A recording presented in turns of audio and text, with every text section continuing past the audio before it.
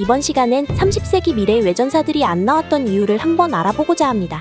이기는 물론이고 타 시즌에서조차 미래 시점에서 플루토를 제외하면 다른 외전사들은 콧배기도 비추지 않았죠. 그러므로 메타적인 것도 함께 곁들이면서 이에 대한 가설을 세워보도록 하겠습니다.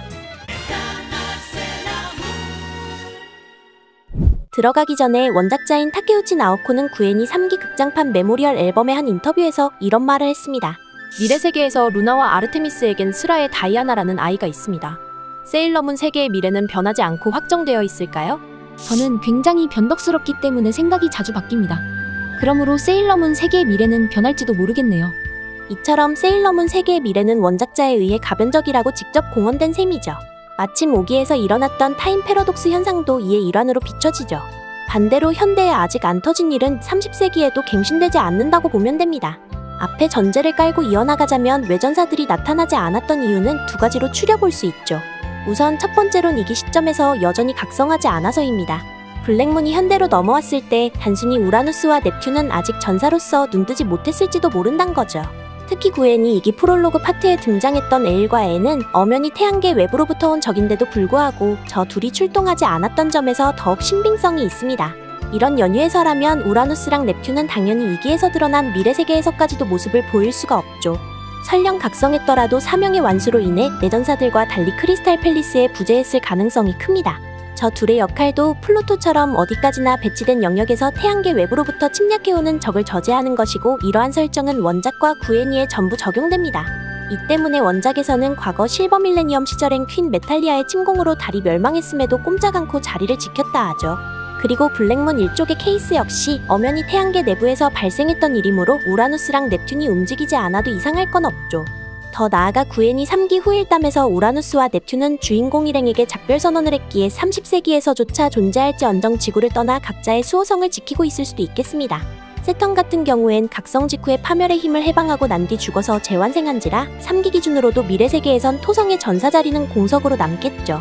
그러나 구엔이 5기에서라면 얘기가 다를 수 있는데, 원작이랑 달리 30세기를 보여주지 않았던 데다 세턴의 재각성과 함께 외전사 전원 모두 세일러팀에 합류했죠.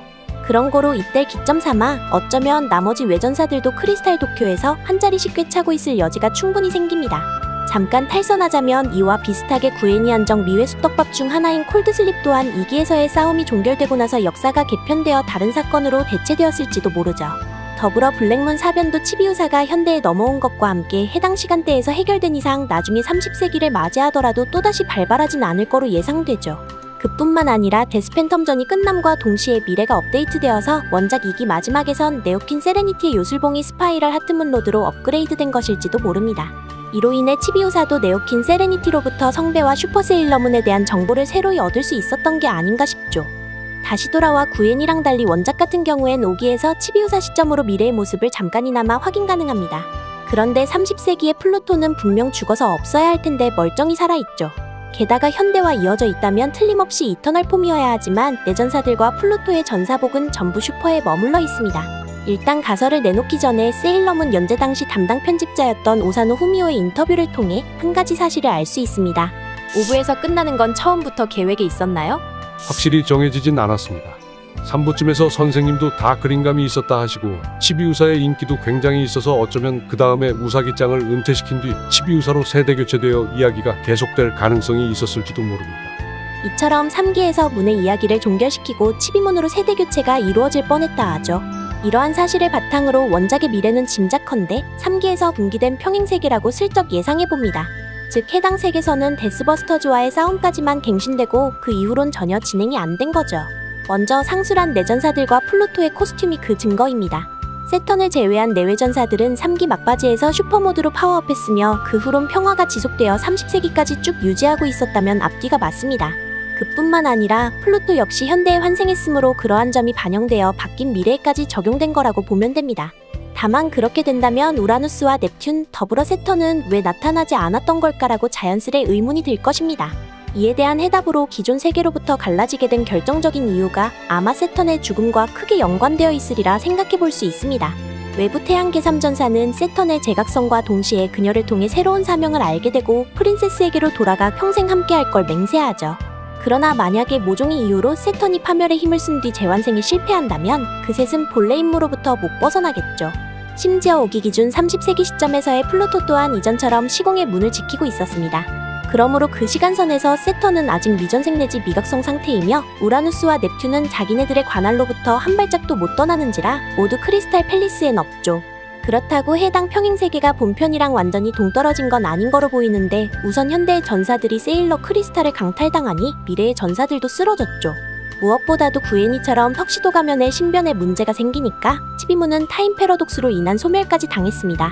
그런 거로 원작의 미래세계는 본편과 연결된 매우 가까우면서도 먼 평행세계라고 추측해볼 수 있습니다. 비유하자면 우사기와 마모루가 맺어지고 레귤러들이 전부 건재한 현대세계가 나뭇가지일 경우 치비우사의 30세기는 거기에 달린 수많은 나뭇잎 중 하나인 셈이죠.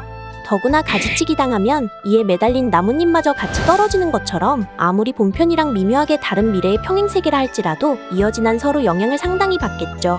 한편으론 네오킨 세레니티가 이터널 티아르를 들고 있으며 치비문도 계속 이터널 상태인 점에서 은수정같이 강대한 에너지원을 지닌 자들은 시간선이랑 무관하게 본편으로부터 가장 영향을 받는 일종의 특이점화된 것으로 비춰지죠. 마침 원작 2기에서는 30세기 방문 도중에 다른 일행들은 멀쩡했으나 주인공에게만 이변이 생기기 시작했고 필살기마저 불발되기도 했습니다.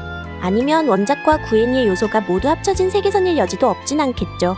덤으로 쿼텟 애들은 상기한 세대교체의 산물인지라 데드문 사건이 없이도 언젠간 미래에서 각성 예정이었던 신세대 전사들이기에 재등장할 수 있었다고 봅니다. 여담이지만 미디어 믹스들 가운데 유일하게 구판 뮤지컬 중 2기를 배경으로 한 탄생 암흑의 프린세스 블랙레이디와 이의 개정판에서 미래의 외전사들이 등장했었죠.